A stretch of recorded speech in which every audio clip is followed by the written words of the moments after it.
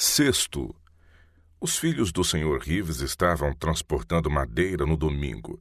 Na madeireira onde eles estavam pegando madeira, encontraram outro garoto, um adventista do sétimo dia, John Mix, caçando esquilos. Eles se juntaram a ele na caça, assustando os esquilos ao redor das árvores para que Mix pudesse atirar neles. Os esquilos caçados foram divididos entre o filho do Sr. Mix e os do Sr. Reeves. Então, o filho do Sr. Mix foi acusado, processado e condenado por desrespeitar o domingo, com base no testemunho do pai daqueles garotos que estavam transportando madeira e que ajudaram o garoto a matar os esquilos. Sétimo, James M. Poole, por estar capinando em seu jardim no domingo, foi condenado por transgredir o domingo sob o testemunho de um santificado membro de igreja que tinha ido à casa de Poole no domingo a fim de comprar tabaco. Permitam-me mencionar os métodos empregados na instauração dos processos. No caso do Sr. Scholes J. A. Armstrong, foi chamado perante o grande júri. Depois de responder várias vezes a perguntas relacionadas a respeito do trabalho feito no domingo por diferentes grupos em diferentes modalidades de trabalho e comércio, foi-lhe perguntado diretamente se conhecia algum adventista do sétimo dia que trabalhava no domingo. Ao responder afirmativamente à pergunta, segundo a natureza do trabalho mencionado, todos os adventistas do sétimo dia que ele mencionou foram indiciados, mas ninguém de qualquer outra classe ou comércio. No segundo caso, de James A. Armstrong, ele foi preso a pedido do prefeito. Quando foi solicitado a declarar o motivo da prisão de Armstrong, o prefeito disse que A. J. Foran tinha chamado sua atenção para o trabalho de Armstrong. Ele havia dito: agora cumpra o seu dever. Apesar de Vaughan testificar sob juramento que de forma alguma havia visto Armstrong no dia mencionado. Armstrong não apenas foi preso por ordem do prefeito, mas também julgado diante do prefeito que atuava como juiz de paz. E quando Vaughan testemunhou que não tinha visto Armstrong em nenhum momento do dia referido, isso fez com que o prefeito fosse, para todos os efeitos, tanto a testemunha de acusação quanto o juiz, e as perguntas feitas mostraram precisamente sua posição e visão pessoal sobre o caso. A pergunta que ele fez às duas primeiras testemunhas foi: o que vocês sabem sobre o trabalho do Sr. Armstrong feito no domingo, no dia 27 de junho? Essa pergunta já continha em si a premissa do que se esperava ser provado no julgamento.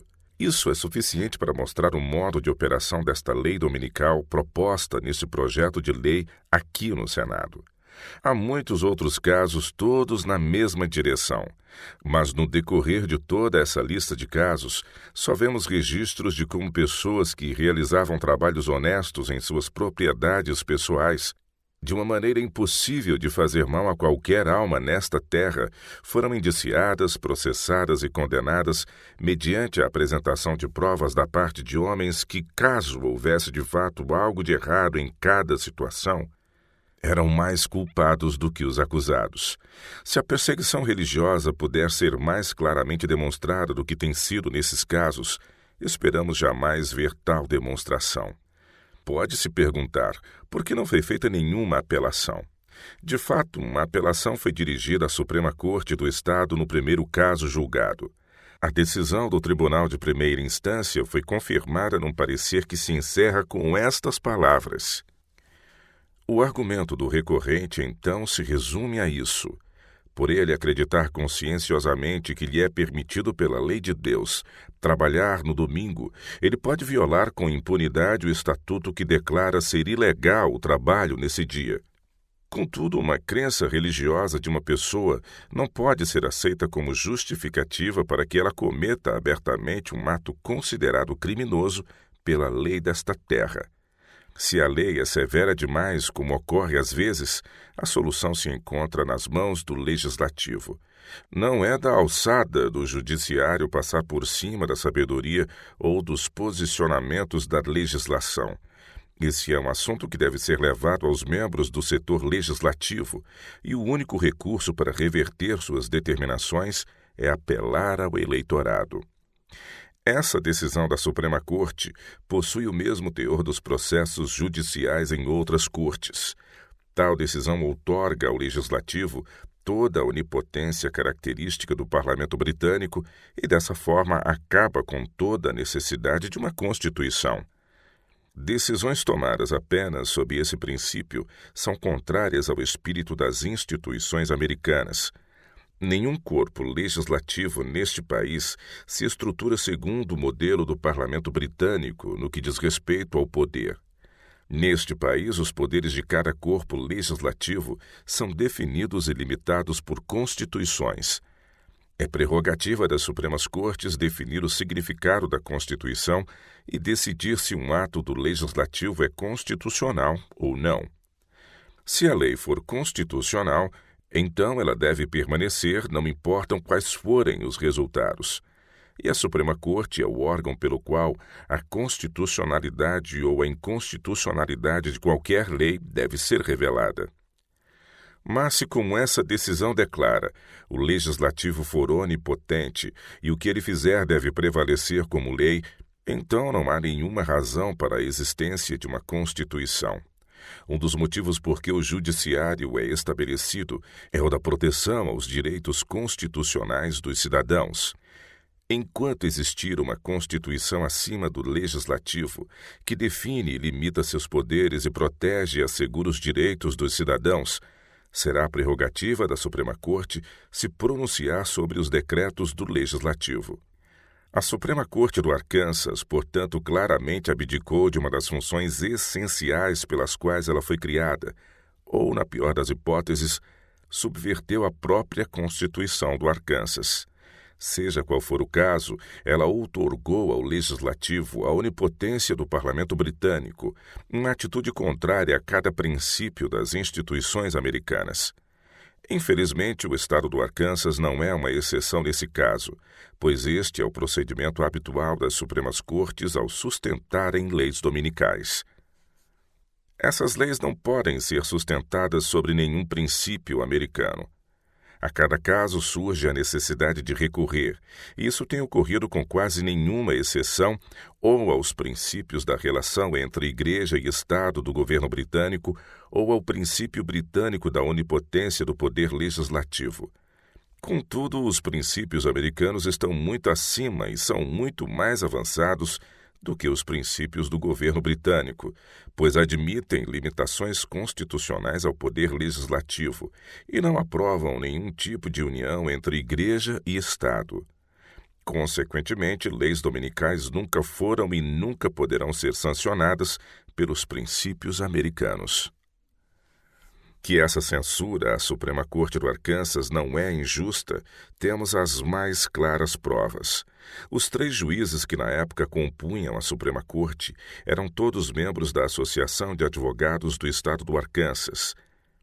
Em menos de 3 meses após essa decisão ser proferida, essa associação de advogados unanimemente produziu um relatório para o Estado sobre a Lei Reforma Legal, do qual tenho em minhas mãos uma cópia oficial. Nesse documento, sob o título Leis Dominicais, encontra-se o seguinte: nosso estatuto, tal como está no Mansfield's Digest, provê que as pessoas membros de qualquer sociedade religiosa que observa como dia de descanso qualquer outro dia da semana que não seja o sábado cristão, ou seja, o domingo, não estarão sujeitos às penalidades desta lei, a lei dominical, de modo que eles possam observar um dia em 7, consoante sua fé e a prática de sua igreja ou sociedade. Mansfield's Digest, seção 1886. Esta lei já estava em vigor desde o momento da organização do governo do Estado, mas infelizmente foi revogada pelo Decreto de 3 de março de 1885, Decretos 1885, página 37. Embora os judeus se apeguem evidentemente à letra do mandamento original, que ordena a observância do 7º dia da semana, há também no Estado um pequeno, porém respeitável corpo de cristãos que firmemente creem que o 7º dia é o verdadeiro dia a ser guardado e santificado. No caso de Scholes versus Estado, nossa Suprema Corte foi obrigada a confirmar um julgamento contra um membro de uma dessas igrejas por adorar a Deus de acordo com os ditames de sua própria consciência, apoiado segundo sua convicção em bons argumentos teológicos. É muito claro que o sistema atualmente em vigor, com forte sabor, como tem sido mostrado, de perseguição religiosa, é uma relíquia da Idade Média, quando se pensava que um homem podia se tornar ortodoxo mediante um decreto do parlamento. Mesmo em Massachusetts, onde as leis que obrigam o repouso semanal sempre foram aplicadas com vigor incomum, tem-se feito exceções em favor de pessoas que observam religiosamente qualquer outro dia em lugar do domingo. Cremos que a lei, como constava no Mansfield's Digest, deveria ser restaurada com uma emenda que impedisse a venda de bebidas alcoólicas no domingo, já que esse provavelmente foi o objetivo da revogação da seção acima. Agora, a Constituição de Arkansas afirma: todos os homens têm o direito natural e inalienável de adorar a Deus Todo-Poderoso segundo os ditames de sua própria consciência. Nenhum homem pode legitimamente ser obrigado a comparecer, construir ou apoiar qualquer lugar de adoração, ou manter qualquer ministério contra o seu consentimento. Nenhuma autoridade humana pode, seja qual for o caso ou maneira, controlar ou interferir no direito de consciência, e nenhuma preferência jamais será dada por lei a qualquer instituição religiosa, denominação ou maneira de adoração acima de outras. Esse relatório da Associação de Advogados diz: no caso de Scholes versus Estado, nossa Suprema Corte foi obrigada a ratificar um julgamento contra um membro de uma dessas igrejas por adorar a Deus segundo os ditames de sua própria consciência.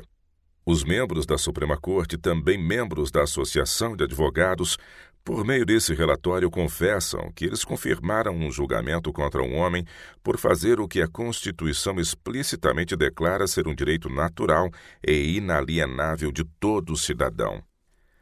Senador Blair: então, se eles tinham uma lei como essa, eles foram injustamente condenados por ela, assim como homens inocentes às vezes são enforcados.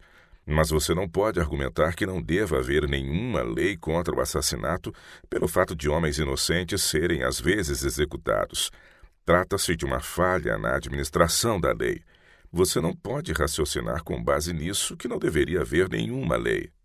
Sr. Jones: se tivessem ocorrido os aprisionamentos de outras pessoas por trabalhar no domingo, em número semelhante ao aprisionamento de observadores do sétimo dia, e a lei tivesse sido aplicada igualmente a todos, então a iniquidade não teria sido tão evidente, ou se aqueles que não eram guardadores do sétimo dia e que foram presos também tivessem sido condenados, o caso ainda assim não teria sido tão claramente um exemplo de perseguição. Mas quando em todos os registros dos 2 anos de existência da lei nessa forma, não houve o aprisionamento de um único dono de bar, nem de qualquer pessoa não guardadora do sétimo dia, com as 2 exceções mencionadas, então não poderia haver uma demonstração mais clara de que a lei foi usada apenas como um meio para tornar público o ódio religioso contra uma classe de cidadãos inocentes de qualquer crime, salvo de professar uma religião diferente da maioria. A verdade é essa, e toda a história desses processos legais comprova esse fato, que do começo ao fim, esses processos foram apenas a manifestação de um espírito intolerante e perseguidor que sempre se fará sentir quando alguma classe de religiosos puder controlar o poder civil. As informações sobre as quais se fundamentaram as acusações foram dadas traiçoeiramente no próprio espírito da Inquisição. As acusações, por sua própria natureza, não passaram de imitações baratas de um processo legal genuíno e uma calúnia contra a justiça. O princípio envolvido foi mais digno da Idade das Trevas do que de qualquer outra nação civilizada ou dos tempos modernos. E a decisão da Suprema Corte, que confirmou as condenações, é contrária aos mais fundamentais princípios da lei constitucional ou dos pactos constitucionais. E se o Congresso der sua sanção à legislação religiosa, a ponto de aprovar essa lei dominical nacional agora sob consideração, e seus princípios forem impostos em todos os estados, a história que aconteceu em Arkansas de 1885 a 1886 se repetiria em toda a nação. Posso provar isso pelo menos com base na intenção daqueles que estão agindo ativamente em favor desta lei. O reverendo D. McAllister é um dos principais homens da Associação de Reforma Nacional. Essa associação e a União de Temperança Cristã da Mulher estiveram reunidas numa convenção em Lakeside, Ohio, em julho de 1887. Falando sobre o assunto da Lei Dominical Nacional, o Dr. McAllister disse: "Não importa a filiação religiosa de uma pessoa, judeu observador do sétimo dia de alguma outra denominação, ou os que não acreditam no sábado cristão, o domingo, que a lei seja aplicada a todos e que não haja nenhuma profanação pública do primeiro dia da semana, o sábado cristão, o dia de descanso da nação. Eles podem considerar sagrado qualquer outro dia de descanso e observá-lo.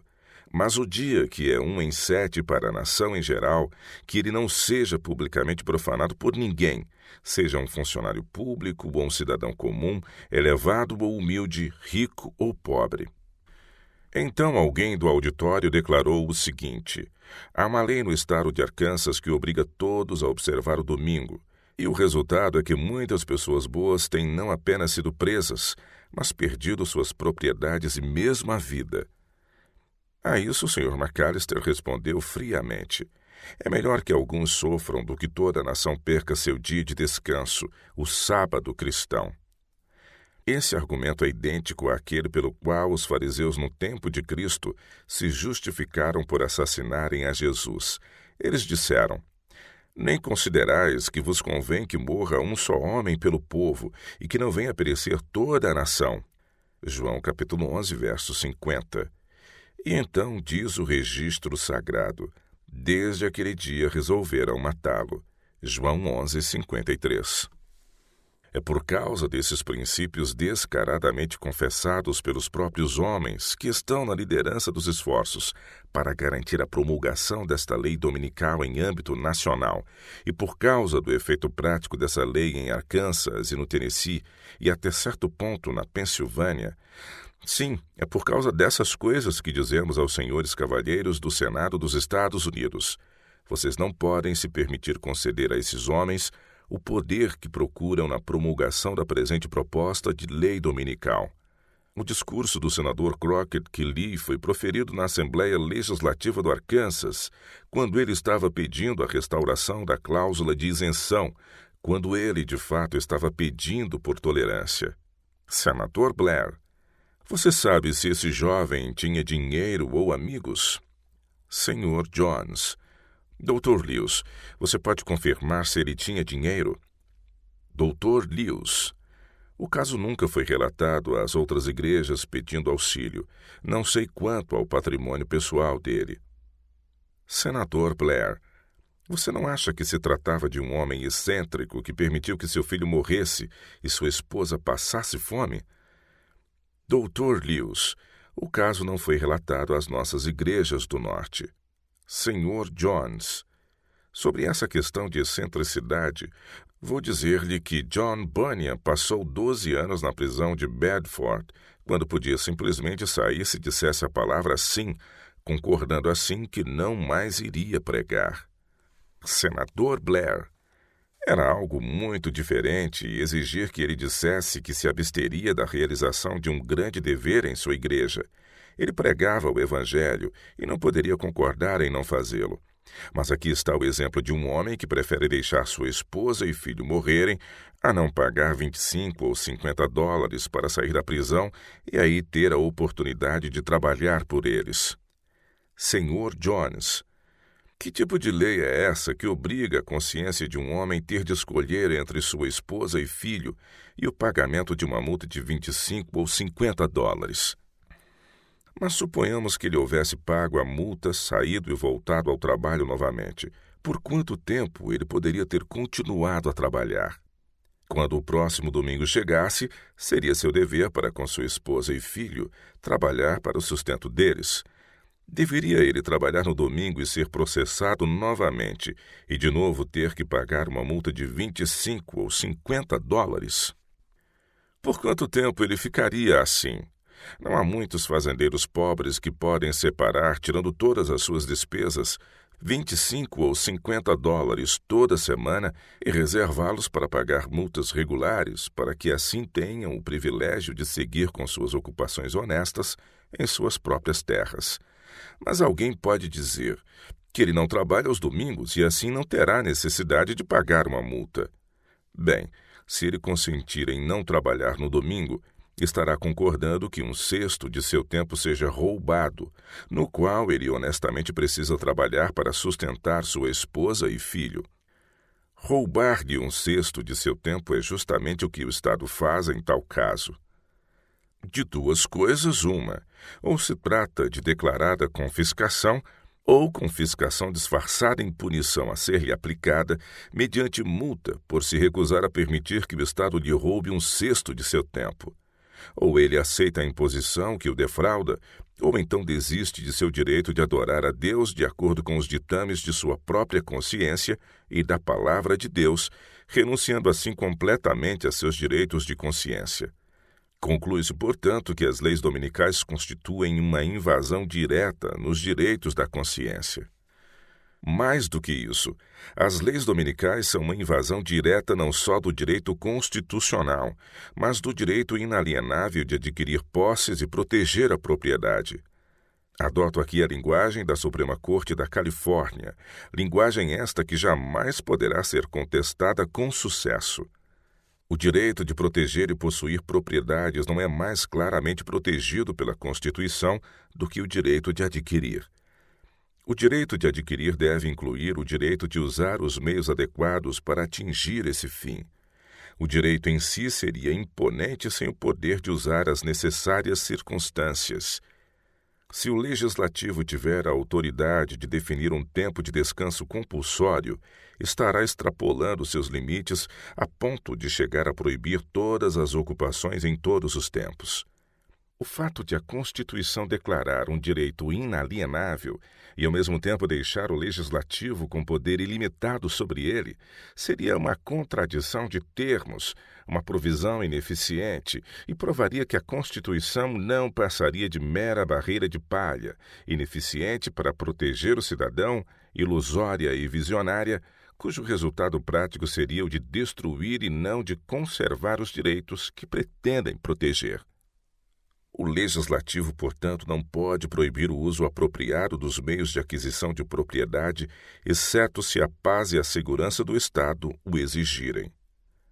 Ex parte Newman, páginas 517 e 510. Mas será que a paz e a segurança do Estado exigem tal coisa em qualquer dos casos aqui discutidos?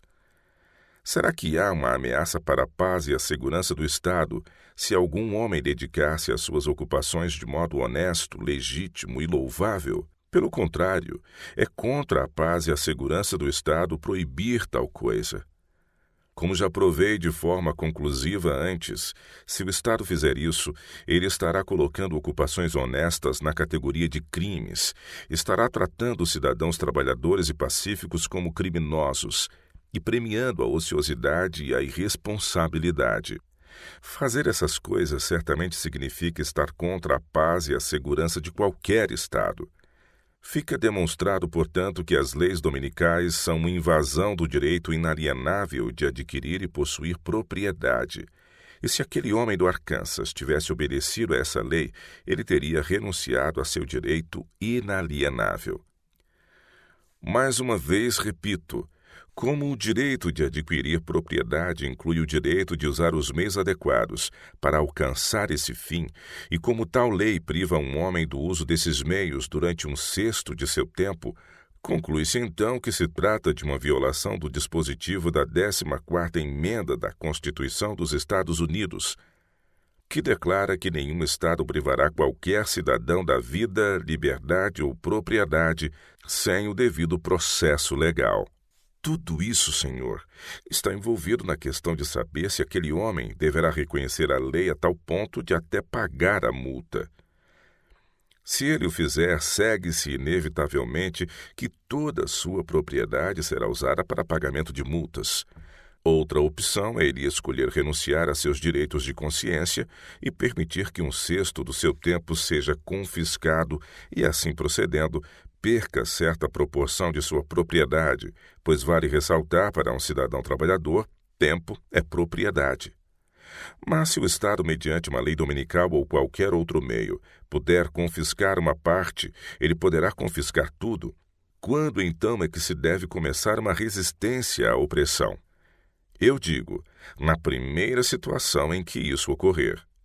Sob o pretexto da palavra empréstimo, Carlos I propôs-se a confiscar uma pequena soma de dinheiro de cada um dos proprietários da Inglaterra. A cota de John Hampden era de aproximadamente $7,75. Ele era um homem rico, mas se recusou a pagá-la. E sua recusa em pagar essa soma insignificante levou toda a Inglaterra a mergulhar em confusão e guerra civil. O rei perdeu sua cabeça, o próprio Hampden perdeu a vida, e tudo isso em vez de pagar a quantia insignificante de $7,75, menos de 1/3 da multa imposta sobre esse homem por se recusar a permitir o confisco de 1/6 de sua propriedade. Mas a recusa de John Hampden de pagar aquela quantia propiciou o estabelecimento do princípio constitucional de que cada homem tem o direito inalienável de adquirir, possuir e proteger sua propriedade, um direito que, nesse caso, havia sido invadido. Foi exatamente com base nesse princípio que aquele homem estava inteiramente justificado em se recusar a pagar a multa imposta por aquela lei dominical. Mas, como também estava em jogo o direito inalienável de consciência, ele estava duplamente justificado em se recusar a obedecer àquela lei ou reconhecer o princípio envolvido. Senador Blair. Suponha que ele fosse um homem culpado. Suponha que ele não acreditasse que era crime roubar e que conscienciosamente pensasse que poderia apropriar-se de bens alheios de determinada maneira. Suponha que, nessa situação, ele fosse condenado pela lei e tivesse que pagar como pena uma multa de $25. Poderia ele, então, colocar seu direito de consciência acima das necessidades da esposa e filho e contra o consenso da comunidade do estado em que vive, ao qual ele deve todos os direitos de desfrutar de sua propriedade e tudo o mais que possui? Nesse caso, esse homem preferiu ver todo esse mal acontecer a pagar $25 ou $50, e ele diz ter feito isso por causa da sua consciência. Senhor Jones. Os casos não são em nada paralelos, a menos que o senhor, de fato, considere a execução de uma ocupação honesta de um homem um ato tão criminoso quanto o fato de ele roubar. Contudo, demonstrarei que é exatamente isso que as leis dominicais fazem. Mas sempre iremos protestar contra o fato de colocar o trabalho honesto no mesmo nível da prática do roubo. O homem que rouba apropria-se da propriedade alheia sem qualquer compensação e sem levar em conta a questão do direito. Se o Estado, então, tomar desse homem parte de sua propriedade ou tempo sem compensação, ele não pode reclamar que se trata de injustiça. Mas no caso do homem que trabalha no domingo, ele não invade em grau algum o direito de ninguém, ele não se apropria de forma alguma da propriedade de ninguém ou de seu tempo, e muito menos sem a devida compensação. Se o Estado punir o ladrão, isso é justo, mas se o Estado punir o cidadão trabalhador, temos aqui uma ação preeminentemente injusta. Mas, além de tudo isso, você já ouviu falar de alguém cuja consciência lhe ensinou que era certo roubar e que tinha a convicção conscienciosa de que era certo roubar? Senador Blair. Já ouvi falar de muitos casos envolvendo pessoas que confessaram ter violado a lei conscienciosamente, todavia não deixaram de ser punidas. Senhor Jones. Precisamente, e os cristãos foram condenados à morte no Império Romano por violarem a lei. Senador Blair.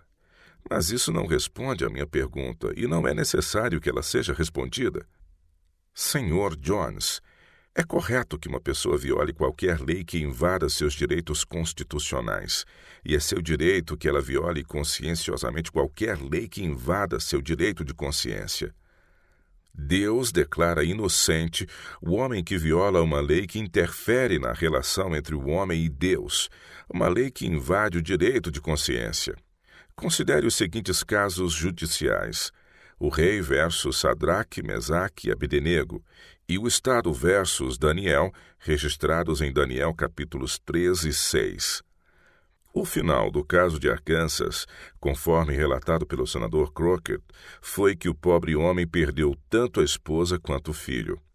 Senador Blair, que fim teve ele? Senhor Jones, ele foi embora do estado. Senador Blair, penso que ele deveria ir mesmo. Senhor Jones, eu também, senhor, mas o que mais pode ser dito sobre liberdade neste país quando coisas assim são permitidas? O mesmo se deu com outros 6 homens que seguiram os ditames de sua própria consciência como cidadãos bons, honestos e virtuosos que viviam no Arkansas. Senador Blair, há uma boa dose de tapeação sobre essa questão dos ditames da própria consciência. Se a um homem for permitido colocar sua consciência contra as obrigações de fazer o que é certo e de cumprir o seu dever para com a sociedade, uma consciência ignorante e desinformada como essa teria permissão para destruir toda a sociedade. Nem sempre é uma questão de consciência. Senhor Jones, não estou de acordo com isso. Os direitos de consciência são eternamente sagrados. Contudo, não existe consciência em relação ao Estado. Consciência tem que ver com Deus e com o que Ele ordenou, e é na Bíblia que se aprende o que Deus ordena. Quero fazer minhas as palavras do juiz adjunto da Suprema Corte dos Estados Unidos, o meritíssimo Stanley Matthews, em seu discurso no caso de Cincinnati School Board versus Minor et al. Ele diz: podemos chamar as excentricidades da consciência de capricho, se quisermos, mas em questões de interesse religioso não temos o direito de ignorá-los ou desprezá-las, não importa quão triviais e absurdas julgamos que sejam.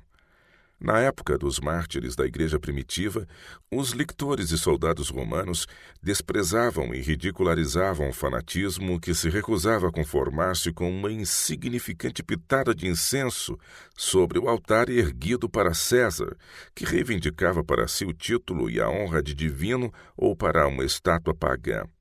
A história é cheia de registros de sacrifícios sangrentos, diante dos quais homens santos que preferiram mais temor a Deus do que aos homens, não se recuaram devido ao que parecia aos olhos dos cruéis perseguidores nada mais do que observâncias e concessões insignificantes. A consciência, meritíssimos colegas, é algo delicado e deve ser tratada com muita consideração. E na mesma proporção em que o homem valoriza sua própria integridade moral, que estabelece a luz da consciência dentro de si como a glória de Deus resplandecendo nele para lhe revelar a verdade, deve ele respeitar a consciência dos outros e aplicar o princípio primordial da vida e prática cristãs. Tudo quanto quereis que os homens vos façam, assim fazei-o vós também a eles. Senador Blair, deveriam aqueles que conscienciosamente acreditam no amor livre ter a liberdade de praticá-lo? Senhor Jones, isso não faz sentido. Onde está a convicção conscienciosa no amor livre? Não sou capaz de encontrá-la. Não resta espaço para ela. Senador Blair, mas deve haver leis que proíbam a imoralidade? Senhor Jones, peço que o senhor defina o que é imoralidade e então responderei à sua pergunta. Senador Blair, se você não sabe o que a expressão significa, não me darei ao trabalho de esclarecê-la para você. Nota: os lictores eram funcionários públicos encarregados de estar diante de um magistrado com feixes de varas denominados faces, abrindo espaço para que esse pudesse passar. Senhor Jones, eu sei o que ela significa. Senador Blair, então por que me pede para defini-la? Por que não responde à pergunta? Senhor Jones, porque há significados alterados da palavra que a fazem referir-se a um crime. A imoralidade é, em si mesma, uma violação da lei de Deus e o governo civil não tem nenhum direito de punir qualquer homem pela violação da lei de Deus propriamente dita. Digo, portanto, que aquilo que, estritamente falando, é imoralidade, a lei civil não pode proibir e não tem nenhum direito de tentar fazê-lo. A moralidade é definida da seguinte forma: moralidade, a relação de conformidade ou não conformidade para com o verdadeiro padrão moral ou regra. A conformidade de um ato com a lei divina. Como moralidade é a conformidade de um ato com a lei divina, fica claro que a moralidade pertence unicamente a Deus, e no que diz respeito a isso, o governo civil não tem nada que ver. Novamente, a lei moral é definida como a vontade de Deus como supremo governador moral referente ao caráter e conduta de todos os seres responsáveis, a regra de ação como obrigatória na consciência ou natureza moral. A lei moral encontra-se resumidamente no Decálogo escrito pelo dedo de Deus em 2 tábuas de pedra e entregue a Moisés no Monte Sinai. Essas definições evidentemente estão de acordo com as Escrituras. As Escrituras mostram que os 10 mandamentos são a lei de Deus, que eles expressam a vontade de Deus, que pertencem à consciência e têm jurisdição sobre os pensamentos e intenções do coração. E que a obediência a esses mandamentos é o dever que todo homem tem para com Deus. Dizem as Escrituras: teme a Deus e guarda os seus mandamentos, porque isto é o dever de todo homem. Eclesiastes 12, verso 13. E o Salvador diz: ouvistes o que foi dito aos antigos: não matarás, e quem matar estará sujeito a julgamento. Eu, porém, vos digo que todo aquele que sem motivo se irá contra seu irmão estará sujeito a julgamento, e quem proferir um insulto a seu irmão estará sujeito a julgamento do tribunal. E quem lhe chamar tolo estará sujeito ao inferno de fogo. Mateus 5, versos 21 e 22. O apóstolo João, referindo-se ao mesmo assunto, diz: todo aquele que odeia seu irmão é assassino. 1 João 3, verso 15. Novamente o Salvador diz: ouvistes o que foi dito: não adulterarás. Eu, porém, vos digo, qualquer que olhar para uma mulher com intenção impura no coração, já adulterou com ela.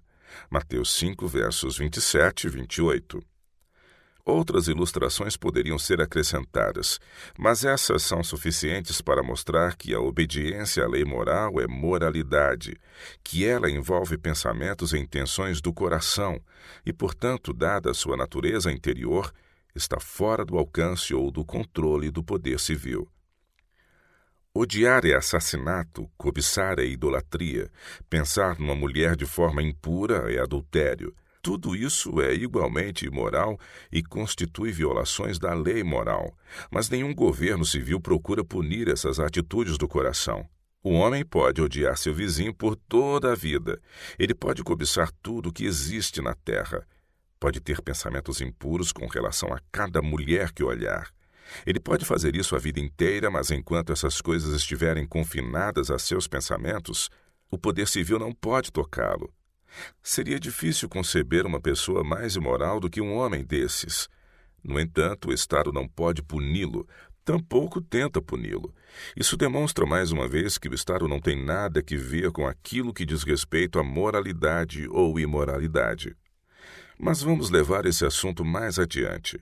Caso o ódio desse homem, quer por palavra ou gesto, o leve a procurar causar dano a seu próximo, o Estado mais do que depressa irá puni-lo.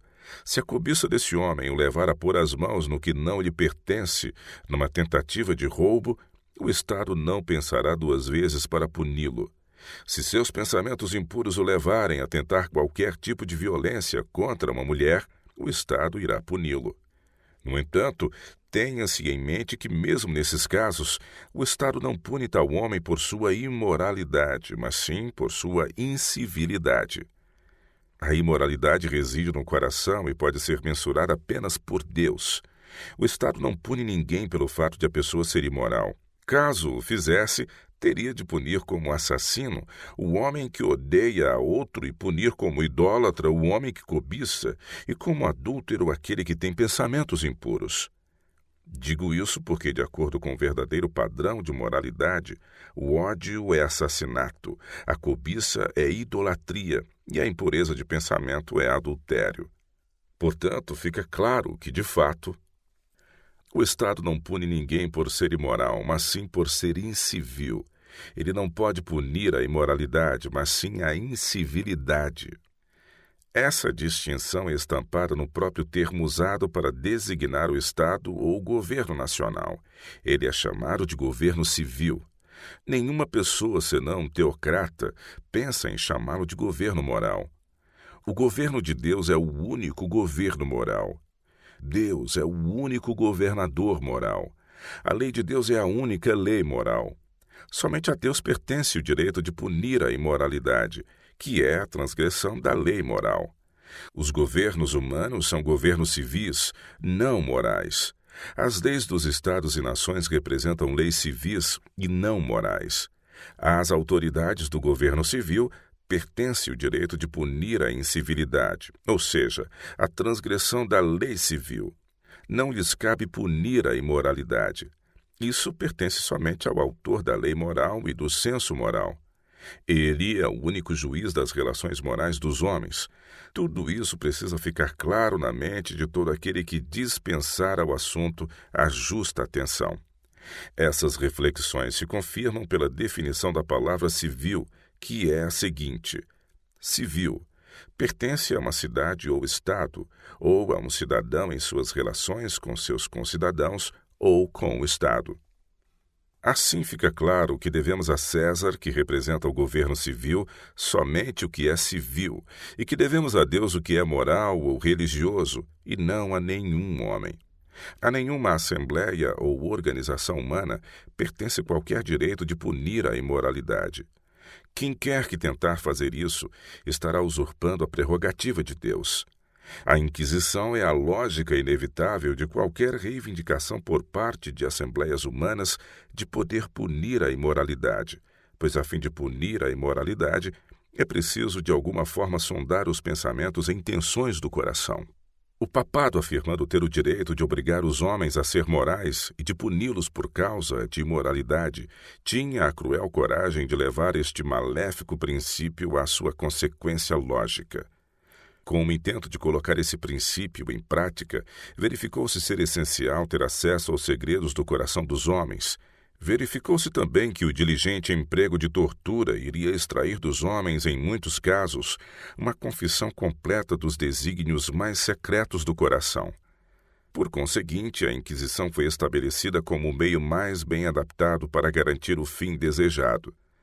Enquanto os homens concordarem com o conceito de que está dentro da alçada do governo civil impor a moralidade, não haverá muito benefício em condenar a Inquisição, pois aquele tribunal é o único resultado lógico de tal conceito. Assim, creio ter discorrido mais do que o suficiente sobre a relação da moralidade para com o Estado no verdadeiro e genuíno sentido da palavra moralidade. Mas, como disse no início, há um sentido adaptado para a palavra moralidade, no qual o termo é usado apenas para se referir à relação dos homens para com seus semelhantes. Com referência a essa visão de moralidade, algumas vezes é dito que o poder civil deve impor a moralidade em bases civis. Mas a moralidade em bases civis não passa de civilidade, e a imposição da moralidade em bases civis nada mais é do que a imposição da civilidade. Sem a Inquisição, é impossível que o governo civil possa estender sua jurisdição além das coisas civis, ou impor alguma coisa além da civilidade. Mas pode-se perguntar, por acaso o poder civil não impõe a observância dos mandamentos de Deus que ordenam: não furtarás, não matarás, não adulterarás e não dirás falso testemunho? Porventura ele não pune a violação desses mandamentos de Deus? Eu respondo: o poder civil não impõe a observância desses mandamentos, tampouco pune a violação deles como mandamentos de Deus. O Estado, de fato, proíbe o assassinato, o roubo e o perjúrio, e alguns estados proíbem o adultério, mas não como mandamentos de Deus.